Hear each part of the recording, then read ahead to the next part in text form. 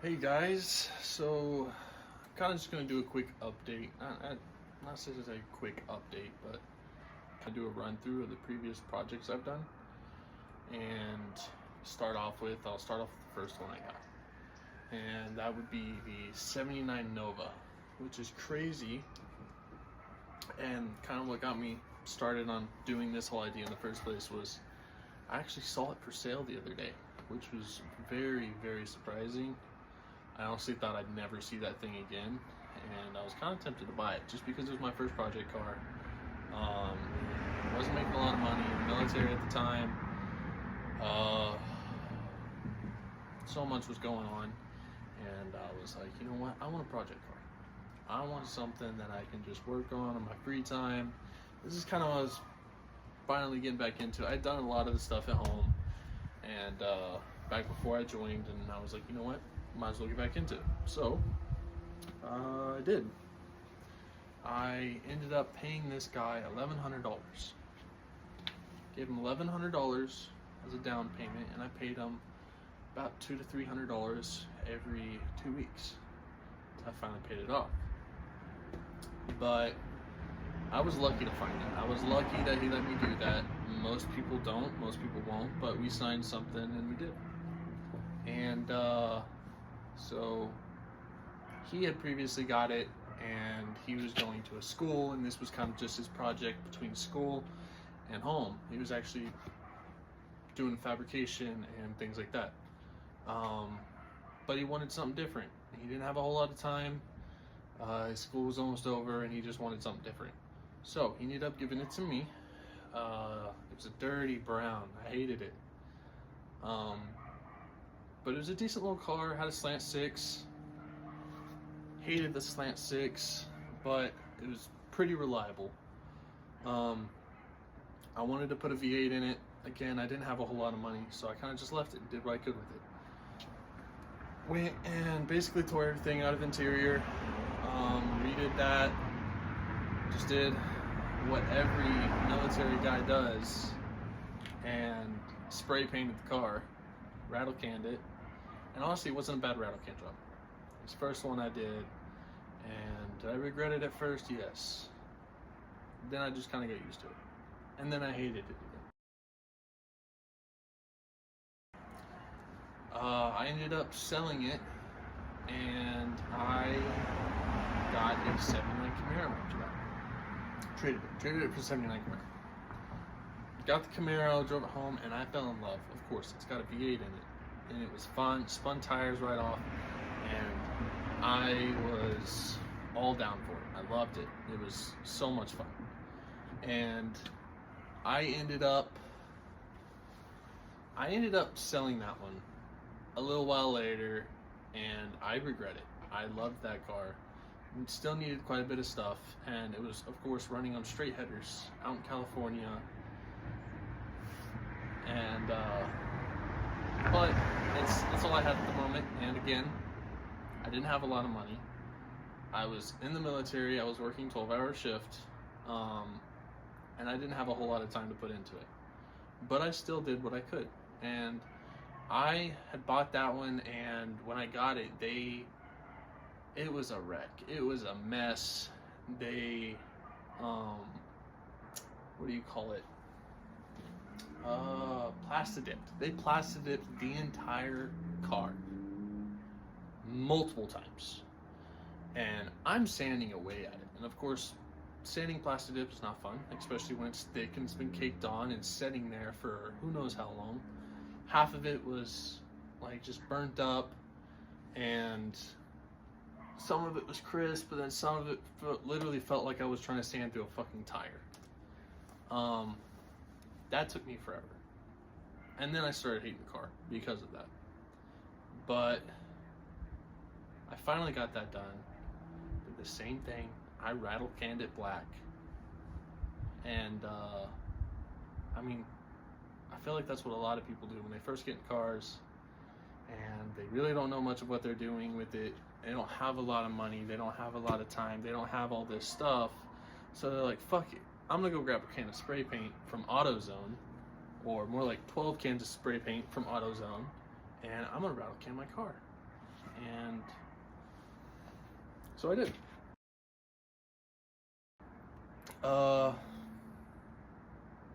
That one was fun. I kept that one for quite a while. And I did a few things here and there to it, but nothing really to that one. Like I said, I cleaned it up a bit, but no engine work, and I really didn't need to. It ran good. It did run really well. And then the transmission went out on me. And that's when it kind of sucked, because it got to the point to where it would only go in reverse. No matter how much I went to put it into drive, I would even go underneath the car and manually put it into drive. Nothing. It didn't want to work. It wouldn't catch. So I let it set, and of course housing was like, you can't do that. You can't have a setting there. You're gonna have to get rid of it. So I did. I sold it to a guy. He took it out to Pendleton, and at that point, like, he said he was gonna take good care of it. And I love that car so much. He said he's gonna take good care of it. You know, I trusted him. I said, okay, keep me updated. A couple months later, he sends me a video, like a picture of the transmission he was gonna put in it, because he didn't really know anything about cars. And I told him, I say, hey, get this for it, do this, because I know a little bit when it comes to it. And so I was like, okay, everything's going good. And I said, all right, send me a video of it when you get it running. He's like, oh yeah, I for sure will. Didn't hear from him. And that's like 2 years ago, 2 to 3 years ago. That's probably closer to 3 years ago. And I'm like, okay, whatever. A lot of people do that. Not a lot of people keep in contact when you're doing Facebook Marketplace shit. That doesn't really happen.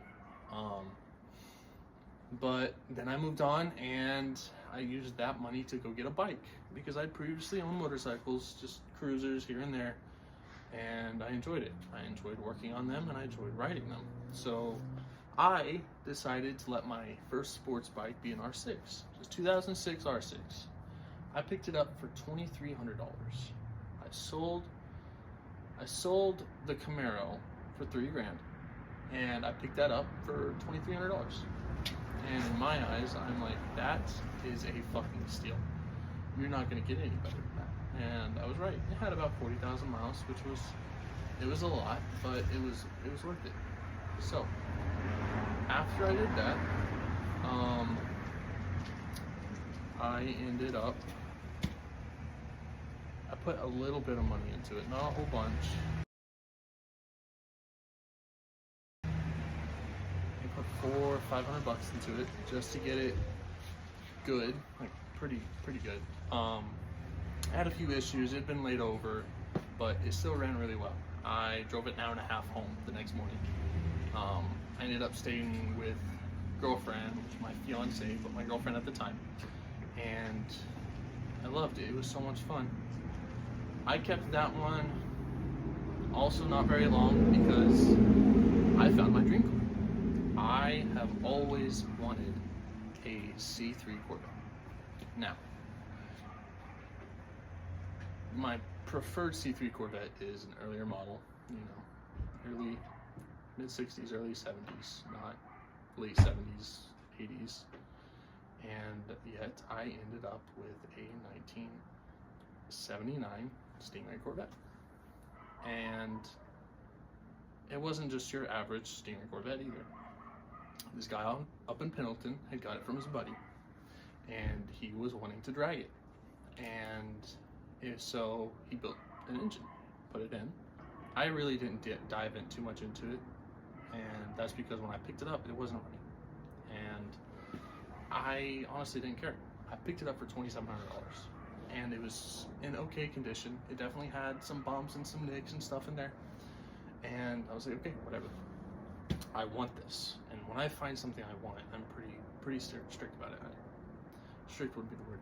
I'm pretty hardcore about it. I want it right then and there, which sucks for my fiance, because she's the exact opposite. She wants to plan shit out, and I'm like, no. If I hear something, I get a deal, I'm gonna drive out there the same day. if I have the money and the capability to do so. But yeah, we ended up getting that halted on the trailer, drove 3 hours back. Got it running same day. Actually, no, not same day, because at night I had to work. So I ended up driving a U-Haul, the trailer, and the truck all on the base into the parking lot to work, as I had to work a 12-hour shift that night. Next morning, I didn't go to sleep. Instead, I started working on the car. And I stayed up the entire time, worked on it, got it running, and I'll show you a video of it running.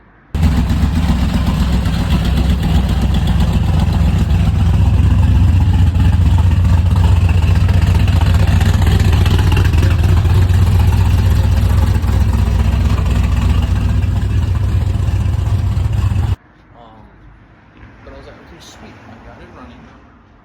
Doesn't sound terrible, but had 2 issues. Had a bad transmission leak and a bad oil leak. Oil pan was fucked on it, and transmission dipstick is what it ended up being. The gasket and the dipstick just, it wasn't good. So after that, I went and I went through like 2 or 3 transmission pan gaskets thinking that's what it was, and I'm like, okay, what the fuck is wrong?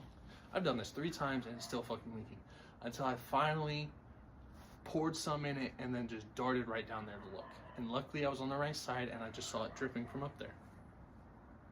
And how it was catching on the pan and going around it and just dribbling down. So I'm like, okay, that makes sense as to why I'm thinking it's a transmission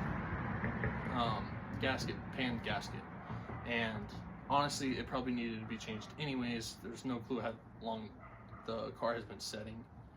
But got that done. And then engine. I don't know why.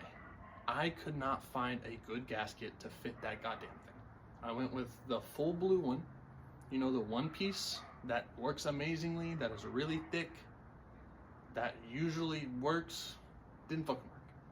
So I had to buy a 4-piece gasket and a fuck ton of gasket maker. Finally got this sealed up after about the 6th time of doing it. So I just wasted a whole bunch of money trying to get these things to work. Never fucking worked. I finally got sick of it, and I got it to run. I got it working. Gasket maker. God, I love gasket maker. It helps so much sometimes. But anyway, got it running and got it driving, and it was smooth. It was good. I was like, okay, fuck yeah.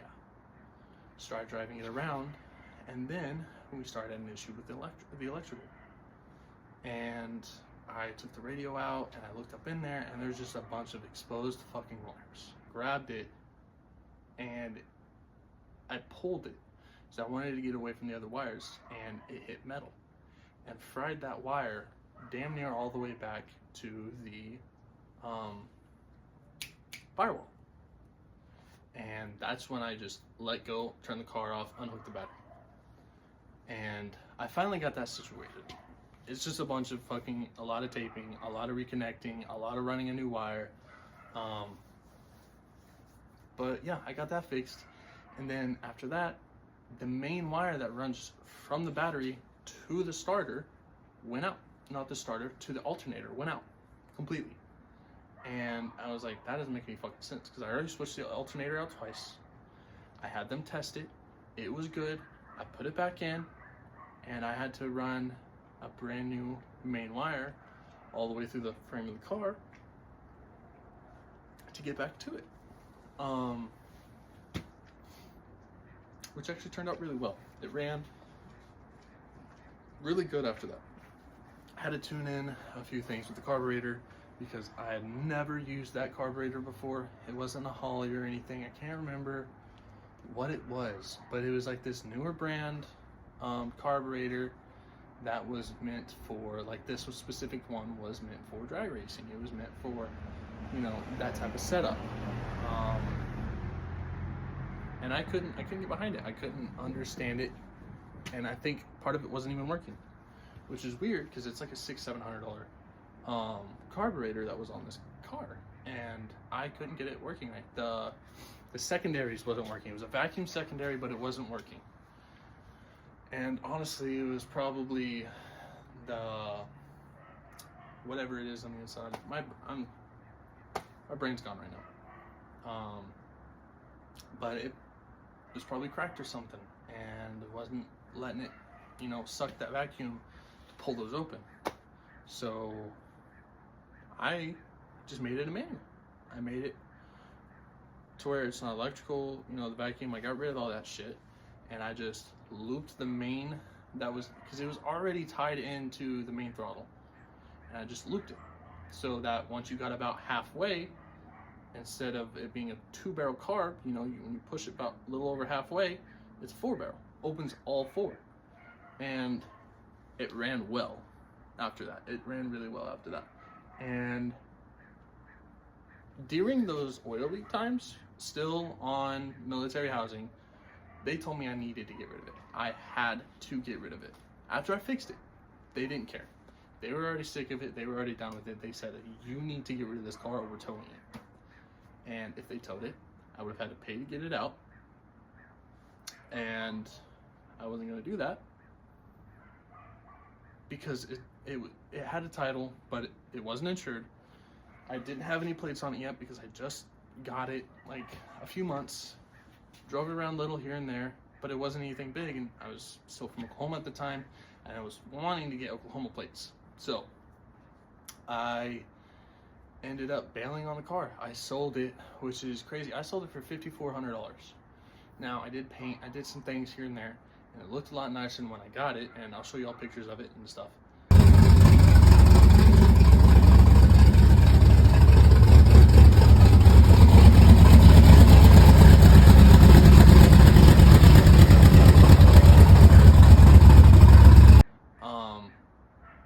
But I was proud. I loved that car so much, and it's still to this day I want to go get another one. But after that, I got my favorite car. My most favorite one I picked up a C5 Corvette with under 100,000 miles for $5,000. Now, I guarantee you, every one of you is like, there's something wrong with it. Gotta be something wrong. Gotta be 10 things wrong with this car for a 2004 Corvette for $5,000 with under 100,000 miles. Because that really doesn't happen. You don't see a lot of these Corvettes anymore for that low, especially for any less than about 12 to 15 grand, right? Well, it had 2 things. The paint was fucked because it was setting in the sun for a while. The interior was great. Not a single crack, nothing. The only thing was the main, the driver's seat had some wear, as all driver's seats do, but that was it. It ran good on that part, and then it had the balancer, the harmonic balancer. It was going out, as damn near all of them do. You have to upgrade it. So I went, spent a little money, and they have these things on base, if y'all don't know. Those who don't know, they have like little mechanic areas where you can do your own stuff. They provide everything, you pay to go in there, you spend all fucking day or however long you need to with your project, and you can work on your vehicle. So I took it in. 8 fucking hours later, because this is the first time I've ever done this, had to rip basically the whole front end of the car out. Just to get this fucking balancer. And it was a pain, but it was worth it, because after that, it was running like a fucking dream. I picked it up from LA, and I drove it all the way home. So a little over 3 hours. I drove it a little over 3 hours as soon as I picked it up after it had been setting for forever. And it ran amazing. There was no issues whatsoever with it. And I was very, very surprised by that. I honestly thought it was going to break down on the side of the road, which I was fully prepared to because I wanted to drive the car home. Did I have a trailer? No. Did I expect to drive it? Yes. I 110% did. And I was I didn't care. If it didn't fucking start, I was going to try to get it to start and drive it home. because the guy who sold it to me, it was his grandfather's, and he didn't drive it a lot, obviously, and of course, you know how old people drive cars. They don't drive their C5 Corvettes all crazy, so it wasn't dogged on, which was good, and that helps. 98,000 miles that wasn't dogged on, that's a good C5, especially with the LS. Those LS ones, they're amazing. They'll last a long time, but any LS will last a damn good amount of time. But so I gotta think. My mind is everywhere right now, trying to think of this. Oh yeah, the guy, he was gonna sell it to someone else, and I texted him. I said, okay, if he doesn't come by this time, can I come get it? He said yes, and he let me know. He said he hasn't been there, and I went up there and I said, okay, $5,000. I was about to hand it to him after looking the car over, and he said, we can't do it yet. And I was like, what the fuck do you mean we can't do this? I just drove 3 hours and waited for you to tell me that someone else wasn't going to pick it up before I came up here. I have $5,000 in cash, and you're going to turn me down $5,000 in cash for someone that may not show after you already told me that I can come pick up the car. That was fucking insane. Pissed me off. He ended up coming back out and saying he'll do it. His family had convinced him to sell me the car because he didn't know anything about the car, obviously, because he was selling it for $5,000. But apparently, okay, I'm being a little bit rude / dickhead right now, but how the fuck are you gonna do that? How the fuck? The other guy had $1,000 more. I'm sorry, I'm not gonna wait on a potential $1,000 more when you didn't do anything to the car. You just had it put in your name because your grandpa gave it to you out of a will, and you didn't fucking care about it. You never drove it, never touched it, never nothing. And you're gonna wait for a possibility of someone that was already supposed to be there, isn't picking up calls. On Facebook Marketplace, that's pretty common. People do that all the time. And most of the time, it's just a scam of people fucking with you. And you're gonna chance it on that versus a man standing right in front of you with $6,000, literally, just wanting to hand it to you, to pick up this fucking car. And you're gonna deny that. Like, that's common sense in my opinion. I don't know, y'all tell me what y'all think, but in my opinion, I'm taking the $5,000. I'm not gonna take the possibility of someone else showing up to come get the car. Anyway, drove home, kept that, and then we were gonna move. Got out of the military, and we were moving. And this was right before we got in the military, but I knew I was moving. I couldn't do it. Couldn't do it with all the cars. I ended up selling it for $6,000, $1,000 more than I bought it for, which is still a fucking steal, because I wrapped it. It wasn't, the best, but I liked how it looked. It's a C5 Corvette. It still had I think it had actually right at 100,000 miles when I sold that car. I think it's actually still under 100,000 miles. Still, it didn't have a lot of miles on it still. And I sold it to him. And I went and picked up a Gixxer. Picked up a Gixxer 750. I was like, a bike would be easy. I can put it in a U-Haul, and I can drive it wherever I need to. Bikes are fun. I've always loved bikes. I will be getting another one. First, I gotta sell this. Yeah, and if y'all didn't know, the project car I've been working on is gonna be sold. I'm not keeping it. That's just what I'm doing. If y'all have any ideas of what the next project car would be, let me know. I'm always open. Would love to know what y'all think.